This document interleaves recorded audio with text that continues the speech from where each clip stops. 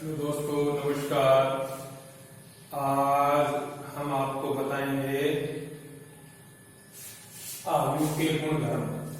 कल हमने आपको बताए थे आयु के प्रकार और उप आयु और समान आयु। आज हम आपको बताएंगे आयु के गुणधर्म। तो सबसे पहला इसका गुणधर्म है, प्रॉपर्टी इसकी सबसे पहली परिवर्त आयु। परिवर्त आयु, परिवर्त आयु किसे कहते हैं? जिस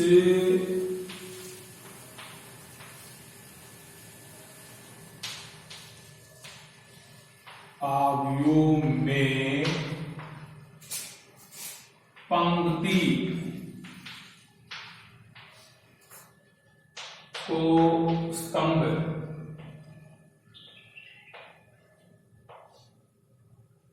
में तथा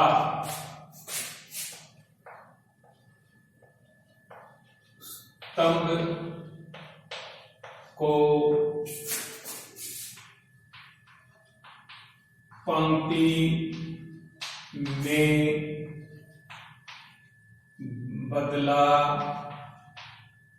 बदल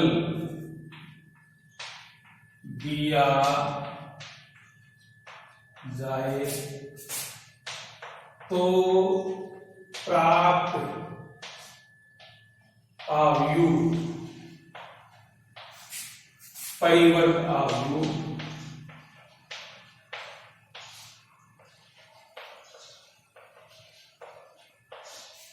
कहलाता है। जैसे उदाहरण के लिए मेरे पास में ए आयु है, जिसमें A B C D E F G H K, ये 3x3 क्रम का आयु है। इसकी पंक्ति है ये पहली पंक्ति है ए बी सी, दूसरी पंक्ति है डी ई एफ और तीसरी पंक्ति है जी एच के। पहली पंक्ति को कॉलम में बदला जाए तो पहली पंक्ति है, इसको स्तंभ में बदलेंगे तो अपने पास स्तंभ खड़ा होता है ए बी सी। पहली पंक्ति को हमने खड़ी कर दी और दूसरी पंक्ति है, इसको भी हम खड़ी कर देंगे डी ई एफ, और तीसरी पंक्ति है, इसको भी खड़ी कर देंगे जी एच के। तो हमने कहा कि पंक्ति को स्तंभ में बदलना, तो अगर पंक्ति को हम स्तंभ में बदलते हैं तो इससे प्राप्त आयु परिवर्त आयु कहलाता है। तो अपने पास तीनों पंक्ति थी, तीनों पंक्तियों को हमने तीनों कॉलमों में परिवर्तित कर दिया। तो इस प्रकार से जो हमारे पास आयु है ये 3x3 क्रम का है। इसमें हमने पहली पंक्ति को पहला कॉलम बनाया, दूसरी पंक्ति को दूसरा कॉलम बनाया और तीसरी पंक्ति को तीसरा कॉलम बनाया। तो पहली पंक्ति का ये पहला कॉलम बना, दूसरी पंक्ति का ये दूसरा कॉलम बना और तीसरी पंक्ति का तीसरा कॉलम बना। इस प्रकार से हमारे पास में ये परिवर्त आयु भी 3x3 का प्राप्त हुआ, क्योंकि ये वर्गाकार आयु है। वर्गाकार आयु में पंक्ति और स्तंभ बराबर है, इसलिए अपने पास में इस वर्गाकार आयु से परिवर्त आयु हमने आपको गणना बताया। अब एक उदाहरण और देता हूं आपको, जैसे ध्यान से सुनना कि मेरे पास में जैसे देखो एक आयु है ये 1 2 3 4 5 6, ये हमारे पास में 2 पंक्ति हैं और 3 स्तंभ है, तो 2x3 का ये 2x3 क्रम का आयु है। अब हमारे पास इससे परिवर्त आयु बनाएंगे। अब क्या बनाएंगे? परिवर्त आयु। अब परिवर्तित अवयव को AT से डिनोट करते हैं। किससे डिनोट करते हैं? AT से। परिवर्तित अवयव किससे डिनोट करते हैं? AT से। तो हम क्या करेंगे, इसका परिवर्तित अवयव बनाएंगे। तो पहली पंक्ति को 1 2 3 को स्तंभ बनाएंगे, 1 2 3 स्तंभ। पहली पंक्ति स्तंभ के रूप में बन गई। अब दूसरी पंक्ति है तो इसका स्तंभ बनाएंगे, तो 4 5 6। तो ये पहली पंक्ति ये स्तंभ बना और दूसरी पंक्ति दूसरा स्तंभ बना। तो हमारे पास में 3 पंक्ति हो गई। कितनी होगी? 3 पंक्ति। और कॉलम कितने हो गए? 2। कितने हो गए? 2। तो 2 कॉलम हो गए। तो हमारे पास में इस प्रकार से हमने A से परिवर्तित अवयव बनाया। तो ये तो 2/3 का था और परिवर्तित अवयव 3/2 का, 3 पंक्ति और 2 स्तंभ। इस प्रकार से हम आपको बता सकते हैं कि परिवर्तित अवयव किसे कहते हैं, इसकी क्या प्रॉपर्टी है। अब आगे आता है दूसरा। तो ये आपने समझ में आ गया होगा परिवर्तित अवयव किसे कहते हैं और ये कैसे बनाया जाता है। तो मैं आपको एक बात फिर बता देना चाहता हूं कि पंक्ति को स्तंभ में और स्तंभ को पंक्ति में बदलने की क्रिया को ही परिवर्तित अवयव कहते हैं। अब अपने पास में आ गया था सम्मित अवयव। अब आ गया था नंबर 2 सम्मित अवयव। सम्मित अवयव, सम्मित अवयव को इंग्लिश में कहते हैं साइमेटिक्स। साइमेटिक्स सम्मित अवयव कहते हैं साइमेटिक्स, मैटिक्स। तो अपने पास सम्मित अवयव क्या होता है? तो ये एक वर्ग अवयव होता है। ये क्या होता है? एक सम्मित अवयव एक वर्ग अवयव होता है जिसमें उसका जो अपने मूल अवयव है उसका अगर परिवर्तित अवयव करें तो वो मूल अवयव ही प्राप्त हो। जैसे उदाहरण के लिए मेरे पास देखो, मेरे पास में एक अवयव है A बराबर है 2 3 4 5 और इसका परिवर्तित अवयव, मेरे पास मूल अवयव है ये अपने पास में 3।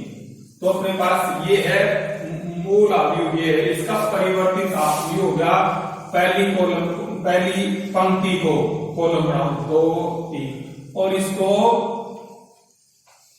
दूसरी पंक्ति को कॉलम बनाया। पहली पंक्ति को कॉलम बनाया और दूसरी पंक्ति को कॉलम बनाया। तो देखो मेरे पास में जो ये अवयव है मूल अवयव वैसा ही ये परिवर्तित अवयव प्राप्त हुआ। तो इस प्रकार से परिभाषा ये बनती है कि सम्मित अवयव वर्ग अवयव है। क्या है? वर्ग अवयव। ये कैसा सम्मित अवयव कैसा होता है? एक वर्ग अवयव होता है जिसमें मूल अवयव का परिवर्तित अवयव प्राप्त करते हैं तो हमें मूल अवयव ही प्राप्त होता है, उसे सम्मित अवयव कहते हैं। फिर सुना ध्यान से, मेरे पास एक अवयव है A जिसमें 2 3 3 5 ये 2/2 का 2/2 का अंतर है। अब मैंने इसका परिवर्तित अवयव AT प्राप्त किया। क्या किया? AT प्राप्त किया। तो मैंने पहली पंक्ति को कॉलम बनाया, दूसरी पंक्ति को कॉलम बनाया। तो इस प्रकार से जो मुझे प्राप्त हुआ वो सेम ऐसे कैसा है? A जैसा है। जो परिवर्तित अवयव प्राप्त हुआ वो सेम A जैसा ही हुआ है। तो इससे हमें पता होता है कि A बराबर AT, मतलब ये दोनों मूल अवयव और परिवर्तित अवयव दोनों समान है। तो इस प्रकार से वर्ग अवयव को सम्मित अवयव कहते हैं। अब अपने पास में दूसरा उदाहरण देता हूं। जैसे मेरे पास A बराबर है AHG और उसके बाद दूसरी पंक्ति है HDF और तीसरी पंक्ति है मेरे पास में अपने पास GFC। तो ये है। अब इसका परिवर्तित अवयव प्राप्त करते हैं। अब परिवर्तित अवयव प्राप्त करते हैं तो देखो इस पहली पंक्ति को कॉलम बनाएंगे AHG। पहली पंक्ति का मैंने कॉलम बना दिया। अब दूसरी पंक्ति का, ये दूसरी पंक्ति इसका कॉलम बनाएंगे HDF। अब ये तीसरी पंक्ति इसका कॉलम बनाएंगे GFC तो अब अपने पास देखो कि ये जो अवयव प्राप्त हुआ है ये मूल अवयव के बिल्कुल सेम टू सेम इक्वल है। A H H G H H B F G F और सी। तो ये 3/3 का वर्ग अवयव है, 3/3 का वर्ग अवयव है। तो अपने पास में ए से जो परिवर्तित अवयव है दोनों बराबर हैं। तो इस प्रकार से मूल अवयव से जो परिवर्तित अवयव होता है वो मूल अवयव के बराबर हो उसे सममित अवयव कहते हैं। ये आपको सममित अवयव के बारे में बता दिया। अब आगे आता है तीसरा विषम सममित अवयव। विषम सममित अवयव, विषम सममित अवयव,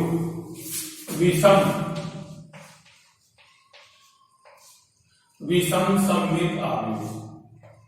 विषम सममित अवयव क्या होता है? इसमें जो इस अवयव में जो मुख्य विकर्ण है उसके सारे तत्व 0 होंगे। एक तो कंडीशन है विषम सममित अवयव में अवयव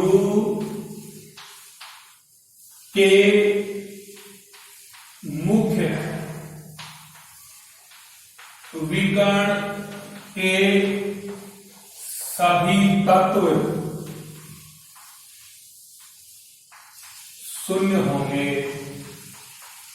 अब जैसे मैं कोई अवयव लिखता हूं ऐसे, अब मैं विकर्ण बना देता हूं, ये विकर्ण बना दिया तो विकर्ण के सभी तत्व 0 हो गए। अब उसके बाद मैं इसमें देता हूं, ध्यान से सुनना, एच और जी, और उसके बाद में है माइनस एच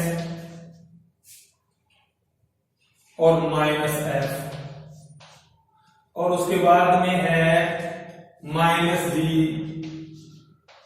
एफ और ये 0। तो देखो ध्यान से अपने पास में यह आ गया। तो अब इसमें देखो कि जो मूल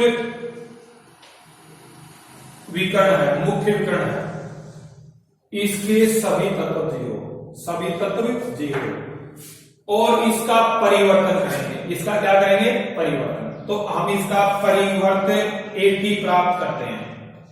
तो हमारे पास में देखो ये पहली पंक्ति है, इसको कॉलम बनाएंगे 0 H G।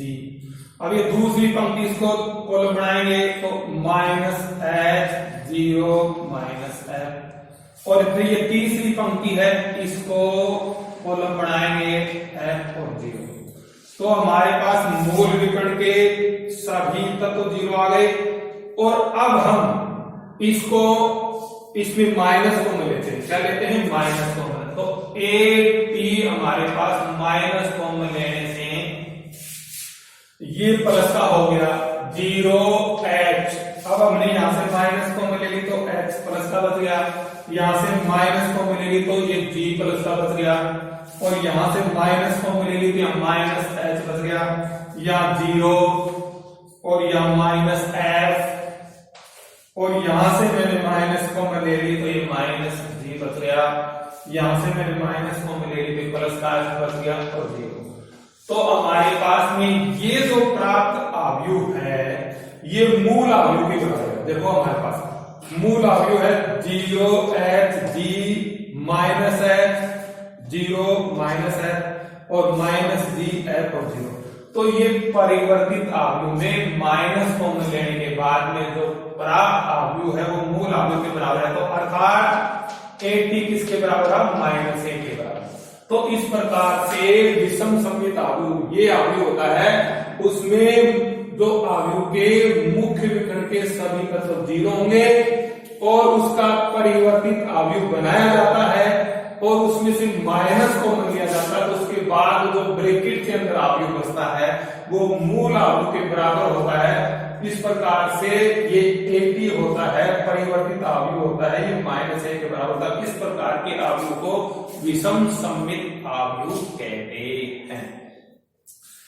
अब अपने पास में ये आपको बता दिया कि सममित अवयव किसे कहते हैं और विषम सममित अवयव किसे कहते हैं। अब अपने पास में इसको परिवर्तित अवयव को परिवर्तित अवयव को एटी से दर्शाया जाता है। मैंने आपको नहीं बताया होगा, परिवर्तित अवयव को एटी से दर्शाया जाता है या ए डैश से, एटी या ए डैश से परिवर्तित अवयव को दर्शाया जाता है। अब आपको मैं बताने जा रहा हूं कुछ उदाहरण। अब आपको मैं बताऊंगा उदाहरण की मेरे पास में, इससे पहले मैं यहां तक मैंने आपको बता दिया है, इसको उदाहरण बताऊंगा तो अगले वीडियो में बताऊंगा, क्योंकि ये समाप्त हो चुका है ये वीडियो। अब अगला वीडियो बनाऊंगा, इसके लिए मैं आपको तो उसमें सारे उदाहरण आ जाएंगे, नहीं तो ये वीडियो लंबा हो जाएगा। इसलिए मेरा आपसे अनुरोध है कि ये वीडियो समाप्त करके जो 4 नंबर का वीडियो बनाऊंगा वो उदाहरणों का बनाऊंगा।